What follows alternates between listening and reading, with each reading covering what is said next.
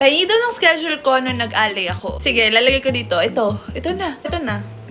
So, ito yung schedule nung Ale na nag-take ako ng GPT review before. Hindi ko alam if ganyan pa rin yung schedule niya or nag-iba na. So, better call na lang or text GPT mismo. Hi, GPT. GPT baka naman. Char. You can call or text GPT para sa updated schedule nila, para sa pinaka-latest review nila. Pero yung sa batch ko, ito yung naging schedule namin before. Hindi ko alam if yun yung hinihingi mo, pero ayan na. Pero if yung hinihingi mo is yung schedule ko talaga na sarili ko, medyo weird lang rin siya kasi nakasabay lang rin naman siya dun sa GPT na schedule. Pero just to give you a glimpse siguro kung ito yung hinihingi mo, lalagay ko na lang rin yung screenshot dito. Nung February talaga ako nag-ultimate review. So basically, ang goal ko lang nun is maka 1 video ko per day or approximately 8 hours worth of video per day. So minsan, pinapanood ko lang yung 8 hours worth of video ng 4 hours kasi nga tina-times 2 ko. Lahat ng orange, yellow, tsaka blue-green na yan, lahat yan is videos na ina-upload ng GPT dun sa website nila before. And then, nililista ko lang dyan kasi minsan iba-iba siya ng numbers of video. Parang medyo naka-modules din siya. Minsan, may 4 videos na 20 minutes each lang. Tapos minsan, isang video lang siya pero 8 hours long. Kaya yun, just to organize, nilalagay or nililista ko lang siya dun sa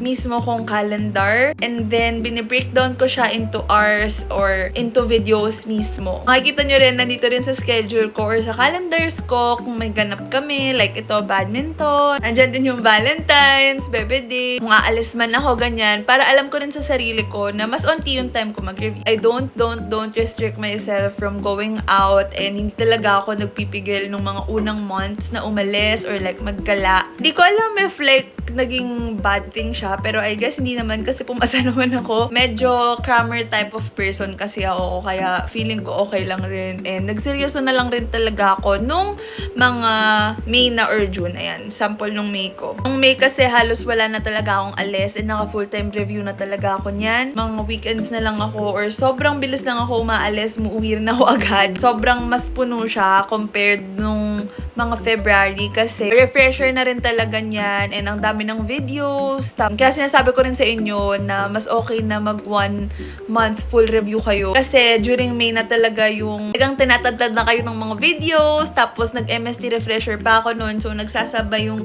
MST na at GPT. So ayun, if may tanong pa kayo, yun lang naman naging schedule ko and if you want a more detailed and kung di pa rin kayo kontento sa sagot ko, I can answer more questions for you guys. Lang. And if may gusto ng iPad case ko, super naging helpful din to sa akin kasi kahit nakahiga ako, ganyan, gumagano